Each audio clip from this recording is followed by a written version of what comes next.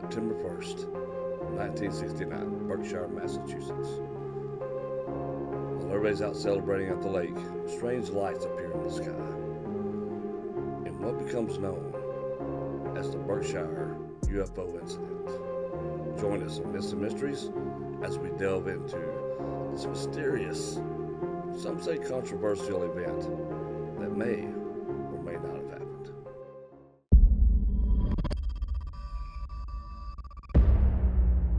Search goes on in San Francisco for the man known as the Zodiac Killer.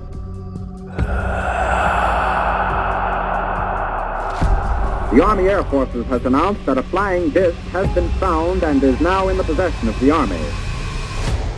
A community off northern Vancouver Island is at the center of an eerie mystery. People in Alert Bay say they've been hearing strange screams and howls from the forest at night.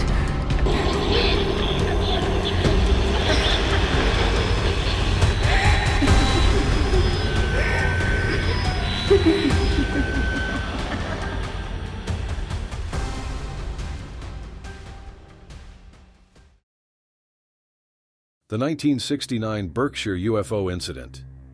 Nowadays, Berkshire County in Massachusetts is known for its vast and picturesque countryside, making it a popular destination for vacations. However, back in the day, this rural territory was famous for another reason, being a hotbed of UFO activity. It all started on September 1st, 1969, when multiple people reported seeing a disc-shaped craft performing daring maneuvers in the sky above the Berkshires. Some went as far as to claim they were not just witnesses, but actually taken aboard the craft. The duration of the event is still unclear, but many who experienced the Berkshire UFO incident reported losing track of time and being unable to account for an hour during the strange encounter. However, more than 50 years later, this remains one of the most chilling tales of alien abduction on record. Thomas Reed, one of the most prominent witnesses of the 1969 Berkshire UFO event, described it as a sudden calm in the midst of a storm. The pressure in the air changed and everything went silent before an explosion of noise from crickets and frogs broke the stillness. Everything got really calm, said Thomas Reed, one of the most well-known witnesses of the 1969 Berkshire UFO phenomenon. It was like being in the middle of a hurricane. There was like a barometric change in pressure. It was just like a dead silence. Then there was an eruption of crickets and frogs, and it got really loud, and that was it. This bizarre occurrence was witnessed by at least 40 residents, including children who are now adults living in the Berkshire area. Some even called into the local radio station to share their experience with the strange phenomena. Despite not knowing what they were seeing at first, listeners were intrigued by the calls describing a mysterious event occurring in the skies above them. Due to the numerous witness accounts and compelling evidence, the Great Barrington Historical Society officially recognized this incident as the first off-world UFO case in U.S. history 45 years later. In honor of this recognition, witnesses formed a non-profit organization called UFO Monument Park, Inc., with the goal of constructing a monument to commemorate the alleged alien encounter that took place in 1969.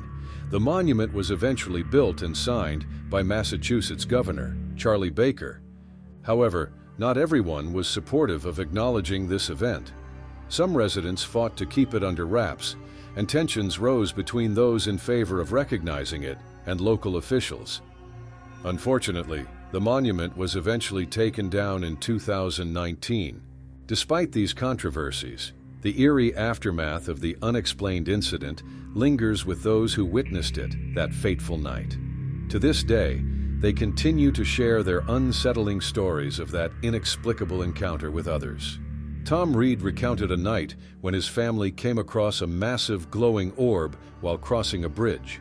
They tried to flee, but their vehicle stopped in its tracks as it was engulfed in a bright light.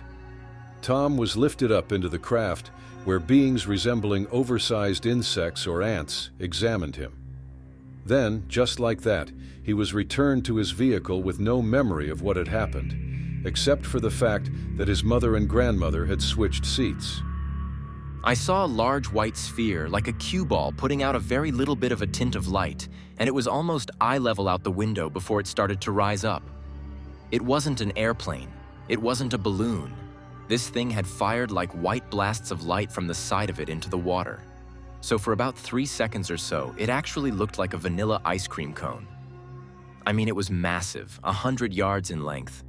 It was just hovering there, and we sat there looking at it for the longest time. Suddenly, Tom heard a tapping noise and lost consciousness. He then found himself In this big open area that was much bigger than the crafts. he had just seen.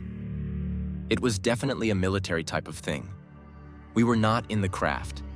You could fit the craft in the area that I was standing alone. That's how big this area was. That's where he encountered otherworldly beings with elongated heads resembling footballs who were studying a chart on the wall. After being examined by them and drifting in and out of consciousness, Tom woke up back in the car.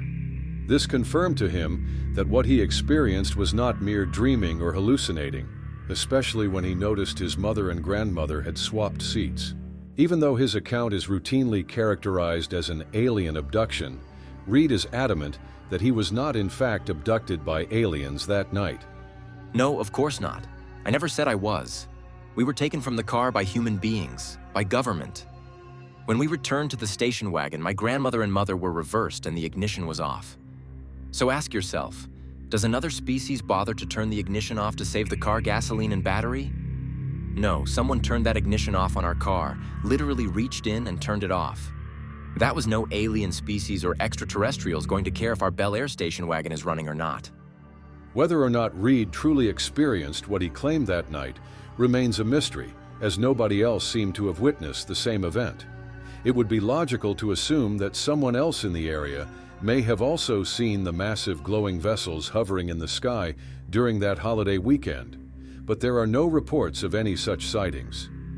We had listeners call the radio station that evening, Said David Icey, general manager of local radio station WSBS. At the time, they didn't know it was a UFO. They just, called the station to say something bizarre has happened. Tom Warner, a 10-year-old boy at the time, told a puzzling and bewildered story of hearing strange voices inside his head while visiting a neighbor's home. He claimed to have heard the voice of a man commanding, You have to go home. When he expressed this to his hostess, she questioned why he needed to leave. Tom said, I looked at Debbie.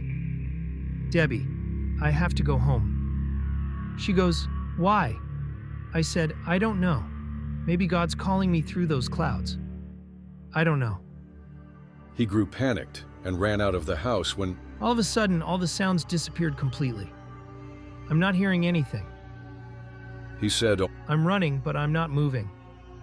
And at that moment, my arms jerk back, and I'm looking up, and there's a UFO right over my head. And I'm seeing colors that I've never seen before. Next thing he knew, he was on board a circular bronze spacecraft where a female alien communicated with him telepathically. He also heard screams of children and spotted one girl who he later realized was Melanie Kirchdorfer. Then I saw a human. They weren't from Earth, but they were human, who told him through telepathy that We'll be back. he was told. We'll be done in a minute. Then the aliens kindly updated him on their progress by saying, We're done. Just then, Right at that precise moment, the beam goes off, and I roll to my right, and I stand up in the yard. And I'm looking at this UFO, and now I'm really taking it in, like all the details. And it slowly rose to clear the yard, and boom, it was gone in a flash. the whole experience, he said, lasted 7 to 9 minutes. He reports that at least 3 eyewitnesses, including his brother, who was about 20 feet away, watched him appear and disappear inside the light beam.